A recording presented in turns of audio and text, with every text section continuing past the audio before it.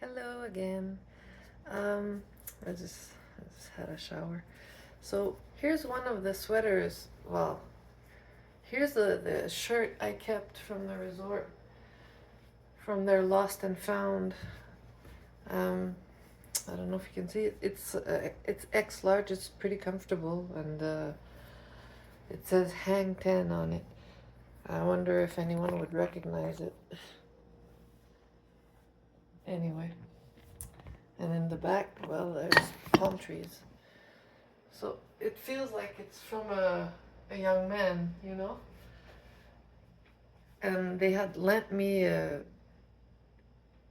baggy sweatpants that also seemed like they were a young man or a man's cloth, clothing. And the hoodie was more of a female, uh, someone, like it did fit me, but I would tend to buy something larger for myself, you know? It was pale, anyways. It was stained with bleach marks. And there was one more thing I wanted to say about that place. What was it? I just lost it because my neighbor made some noise. What did I want to say? I'm gonna say it. This is coconut oil. Well, coconut oil with you know that smell that they put in the stuff we shouldn't put underneath our armpits. Some brands use that smell. It's from Tahiti, the smell. It's monoi. Monoi. Um, what did I want to say? Oh, because during my stay there, since I was super grateful, uh, whenever they lent me a house, because they lent me several different cottages since I didn't want to be traced, and they you know, as a cottage was available, they would switch me to that one, and whenever a cottage freed itself, they would, you know. So I moved from home to home to home on the resort, and I went back to the little cafe they have there a couple of times, at least 3 or 4 times. I showed up there to get coffee or pasties, and the last day, like one of the last days when I was taking a walk on their street there, back and forth from the cafe. That day I was on my way to the cafe. I think I wanted coffee, or I don't know what I wanted. Oh, I wanted a pasty. I took a vegetarian one that time. And as I was approaching, Bill was outside getting a freezer, like the kind of freezer they use in shops and restaurants, with a window on top so you can see what's in it, you know? So it's like a horizontal thing, it's white. And they were taking that out, and they were carrying it, him and his helper. I don't remember his name. Very nice, very height, very blonde young man. Um, of their family, right?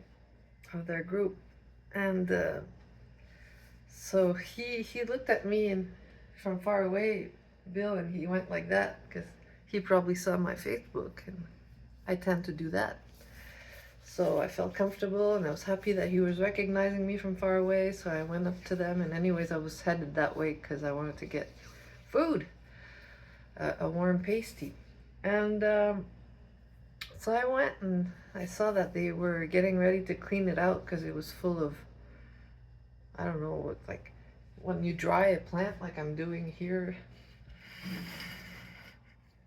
with my mustard seeds, it crumbles pieces, yeah, all over the place. So there was full of that on and within their fridge, their freezer. So they were bringing it inside the cafe, the freezer, to put it there as to add something like to the place, something cute, something to put food in and all that. So they were getting the freezer there, and they were cleaning it out.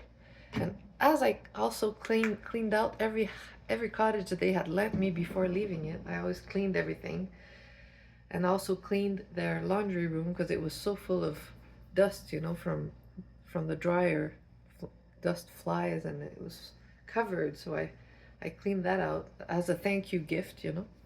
And I saw the guys cleaning the freezer, so I ended up taking over the cleaning because I'm good at that.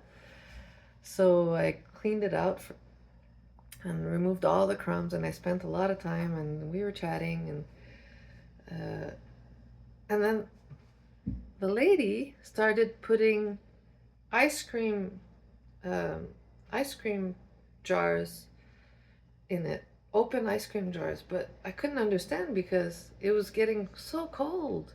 You don't get your ice cream out and your ice cream freezer in October. You don't do that. Nobody does that. Rather, the other way around, you start not ordering any more ice cream, and it's not the season when you add ice cream. I mean, even my children's dad, he told me, there's yin food and yang food. Yang food is the heating food, the food that if you eat too much of, it'll give you pimples and bad skin and all that. And yin food is more like watermelon and ice cream and refreshing. So who would get yin food out when the yin season is here, when it's time to warm up, to cook your food, like to steam your food, your vegetables, instead of eating them as we don't tend to want to eat the raw cucumber and watermelon and ice cream when it's cold, right? We tend to naturally want to warm up and feel cozy with what we eat. And so I was really puzzled at why they would do that. But now that I think of it with all of my imagination, it could be just for the looks. Like, oh, we're just this little cafe and we have ice cream and coffee, and isn't that cute? Well, it is. It's super cute, and I appreciate the intention, but I'm just wondering, there's a seasonal uh, incongruency there. Like, I mean, no one would do that. I don't know anyone with a restaurant or a cafe who would get the ice cream parlor out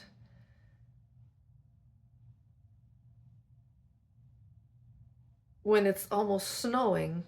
Like, we're in between rain and snow, and it's windy and it's freezing. Like, that makes no sense. That's all I'm saying. So I don't want to criticize their tastes. Maybe they enjoy, and maybe they expect to sell lots of ice cream. It's just funny that they took it out at that time of the year. And also, while I was there, they're cleaning that thing, and once it was cleaned, just behind me there was a sink, stainless steel, and it was so filthy that I also cleaned that out without asking anyone's permission. I just cleaned out because it was so filthy. It had like thick layers of you shouldn't have that. A sink like that, I find. But I mean, I know in restaurants things move really fast and people work hard and there's a lot of cleaning to do, and you don't always have time to actually keep it top notch like you'd like. So I didn't judge them. I just thought, oh, they need help, they're busy. So let me do this. I didn't ask, and they were all doing their thing while I did it. It's like, I don't think no one even noticed. So yeah. So I'm still grateful, and I tried to show my gratitude as much as I can, but yeah, my phone just almost turned up itself off, so I don't know, that's weird. So yeah, I'm still gonna post this because now I'm already compromised for having formulated my suspicions, so might as well go all the way and say everything I find a little strange about people's ways. And And if it's all just kindness and benevolence, well, I'm really sorry for my the ideas I'm putting out. But if not, if there's something wrong over there, well, you got to do something about it. Just like the other night, the other day, yesterday, was it yesterday or the day before yesterday? I was coming back up in my building, and I saw this old lady that I really love to bits because she's so benevolent. And like, I helped her the other day. We picked up the leaves outside and put that in the trash, and she was telling me about herself and stuff. And so when I saw her in the hallway of the level of another floor level of my building, I went to see what she was doing, because she was like, there was a cage in front of a door with a cat, and I said, "Oh, what are you doing?" And I said, "Hi." Oh, she's like, "Ah, I didn't recognize you." And she was like explaining to me that the cat was outside, and I had seen that cat outside running around for 2 days, and I thought it was a neighbor's cat, like from a house around. But it turns out it belonged to someone in our building, and the cat came up to her for help when she was outside, and so she took it inside, and she recognized that neighbor's cat, and so she had, put him in one of her little cat cages with cozy blankets and water and food, but the cat was too stressed out to eat anyway. And it turns out the cat is a mommy cat, and it had been, well, according to the man, it jumped off the balcony, and it's not the first time it happens, apparently. But I told my neighbor, I said, "That's not normal." I said, a mother, whether it's human or animal, doesn't jump off a balcony while they have babies to look after. It's not normal. A mom doesn't abandon her babies unless something's wrong, right? Right? So, and while we were, like, she was knocking and we were waiting and chatting at the door, she told me that the previous night she had heard him beating up a female really hard and really loudly and for a long time. And the girl was screaming, and he was, beating her around. And she said, even the other neighbor, he came out in the hallway because we couldn't believe it. And we were like, is it gonna stop? And I said, did you call the cops? And none of them did. And I was upset. And I told them, next time, you gotta call the cops. And when that neighbor, while we were chatting, that other neighbor who had also heard it came out of his apartment, and he's also a good guy. He's also a benevolent, kind. So that's how you recognize sometimes the good people. The people who do things without ever asking anything in return. That's a sign. And I said, did you indeed hear that the other night? And he said, yeah. I said, did you call the cops? He said, no. I said, next time you gotta call the cops. You can't, because I know people want to mind their business and they don't want to get in trouble. Okay, I get it. But you got to prevent it from happening again. You got to help the next girl and the next girl who's going to go through it, I find. I mean, yeah, but mind your own business in general, but sometimes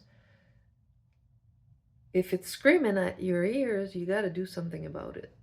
So anyway, the guy ended up opening his door. Everyone thought he wasn't inside. I said, no, I'm hearing him. He's talking, whether it's to himself or whoever. So that neighbor who I had just lectured went up to the door and bang, bang, bang. He really knocked. And as soon as the guy opened the door, he didn't hesitate. He said, is this your cat? And he said, yeah. And then he goes with his story. And I said, what about the beating? Like, what were you doing? And he said, oh no, it's just this other neighbor, young lady who's a sweet girl, and she's been through so much. Like, I have to be careful what I reveal, but from what she told me, she's been through a lot in life, and she's supposed to be here to be protected, but I think she's being handled, honestly. She has ties with authorities of the town, and she's being handled by guys, like, I can tell. And she gave me clues about that herself. Like, she revealed a few things one night when she was drunk. And it puzzles me still. But I'm not gonna break her identity that she's trying to maintain. Like, but I want to say that she got beat up by this guy who was mad at her for some reason. And that guy, who claims to be a shaman and leaves his business card as a shaman downstairs, now he removed them, he's also a drunk. He keeps drinking. And when he opened the door yesterday or the day before and we talked to him, and I told him, you better not ever touch her again. And I said, it smells like booze in here. Like, he smelled like old, like we say in French, ça sent la robine. And I told him that. And I said, that doesn't help our behavior normally. And I said, it's none of my business. You do what you want with your life. But we can smell it big time, and it's not serving anyone. So anyway, I'm just seizing the opportunity to mention a few things, because people gotta protect people, you know? You gotta say something when you have either evidence or suspicions that there might be harm done on someone who, you know, there's other ways to teach people or to let people know you're angry at them than beating them up. That's for sure. And yeah, I'll stop here. And honestly, my intention is not to stir shit at all. I want shit to stop, though, you know? I just want us to, like, I mean, I'm not talking like, look at me, I'm dressed in white, and it doesn't mean anything. It means an intention, but it's also the clothes I had, the clean clothes I had available. But it's not like I'm trying to pretend that I'm purer than anyone. I'm not. Okay, I have, like I said in other videos, and I have made mistakes. I've smoked a lot of weed. I've been myself in my younger age as a PTSD. I've been very reactive, and I've never been violent, but I've been like aggressive, like rah, rah, rah, rah. I've been like that. So it's not like I want to say that I've always been this angel. No, but I'm trying to be. I'm trying to be, and I'm trying to work on myself, and I'm trying to, you know, always become the best version of myself I can be. And as I'm doing that, I'm realizing that, wow, it's working, and I can always do better.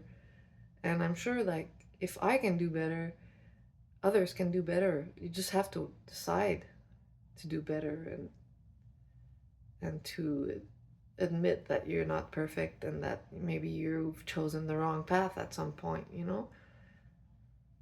And from what I heard, like when I was listening to this interview of this lady who wrote a book, as she interviewed convicts, people in prison who have life sentences because they've done the worst things, even those people can decide to take another path, even from inside prison. The path is inside their heart and soul and mind and spirit, you know? And sometimes people choose that because they realize with the real eye.